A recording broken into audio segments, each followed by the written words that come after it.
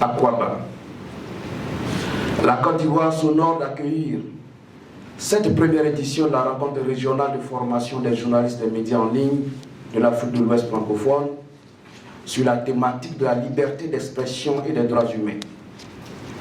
Cette rencontre s'inscrit dans le contexte des 75 ans de célébration de la Déclaration universelle des droits de l'homme et se tient à la veille de la Journée mondiale de la liberté d'expression prévue le 3 mai prochain. Mesdames et messieurs, honorables invités, le thème de ces assises, journalisme et droits humains, est d'actualité dans un contexte d'utilisation de l'espace numérique dans la promotion des droits de l'homme. À travers cette technologie, nous pouvons favoriser l'autonomisation, la diffusion d'informations et l'établissement de procédures d'enquête.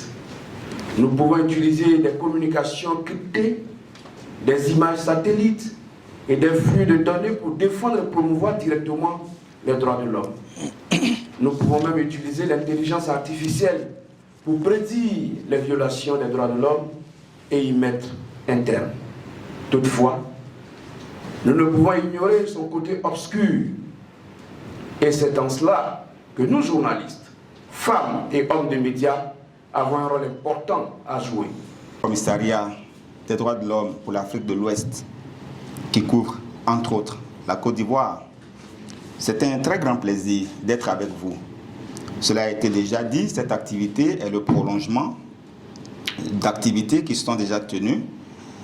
Et particulièrement cette année, nous l'inscrivons dans la célébration continuelle du 75e anniversaire de la Déclaration universelle des droits de l'homme, dont le climax sera atteint le 10 décembre de cette année.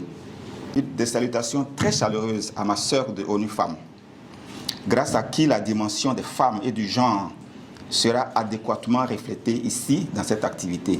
Les statistiques sont claires. À peine un tiers des journalistes dans le monde entier sont des femmes. Et pourtant, on reconnaît que les femmes forment plus de la moitié de l'humanité. Donc, il y a du travail à faire là aussi.